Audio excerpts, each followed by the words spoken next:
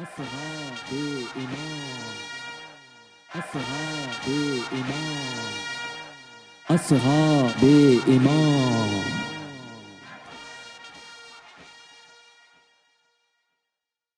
بسم الله الرحمن الرحيم. الحمد لله رب العالمين، والصلاة والسلام على سيدنا محمد وآله الطاهرين. لعنة الله على أعدائهم أجمعين. عن عبد الله بن محيريز قال: قلت لرجل من أصحاب النبي صلى الله عليه وآله قال الاوزاعی: حسبت انه یکنی ابا جمعه.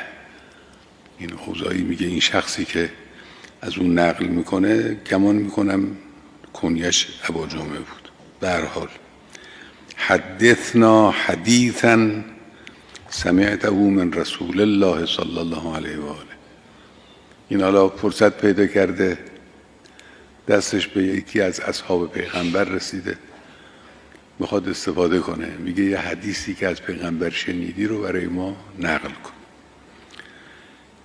و معنا ابو عبیده بن الجراح، میگه اونم تو جلسه بود. فقلنا، اون میگه که قال لأحدثنک حدیثا جیدا. اون صحابی گفتش که یه حدیث خوبی براتون نقل میکنم. تغدینا یوما مع رسول الله صلی الله علیه و آله. یه روز با حضرت صبحانه یا نهار مثلا در خدمت حضرت بودیم و غذا خوردیم. و معنا ابو عبیده بن الجراح که اونم جزو خب رجال معروف دور و بر پیغمبر بود، این ابو عبیده. فقلنا یا رسول الله هل احد خیر منا؟ کسی از ما بهترم شما میشناسید؟ اسلمنا معک. اول که خب به تو ایمان آوردیم، اسلام رو اختیار کردیم. و جاهدنا معک، بعدم که جنگ و این حرفا بود با تو آمدیم جنگ هم کردیم دیگه. بهتر از این چی میشه؟ از ما کسی بهتر رو شما سراغ دارید؟ قال بلا قوم من امتی یأتون من بعدکم فیؤمنون بی. اون کسانی که ایمان به من میارن در حالی که من رو ندیدند، اینا از شما افضل. در دعای سمات میخونید دیگه که و آمنا بهی ولم نره صدقا و عدلا. یعنی ایمانمون صدقا و عدلا قید آمناست. ایمان آوردیم به پیغمبر در حالی که پیغمبر رو ندیدیم. اون کسانی که اون وجود نورانی رو ندیدن، اون معجزات رو ندیدن، اون تأثیر نفس رو ندیدن، اون تجسم توحید رو که رسول اکرم صلی الله علیه و آله تجسم توحید، تجسم اخلاق، تجسم فضیلت، تجسم همه آرزوهایی که ممکنه به ذهن برترین انسانها برسه، پیغمبر این بود دیگه.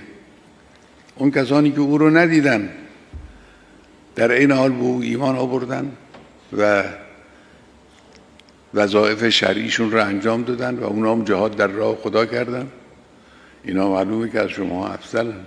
درسته؟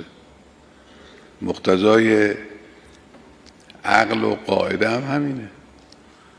امام رضوان الله علیه فرمودن که این کسانی که امروز هستن از اصحاب پیغمبر یا فرمودن بالاترن یا فرمودن کمتر نیستن.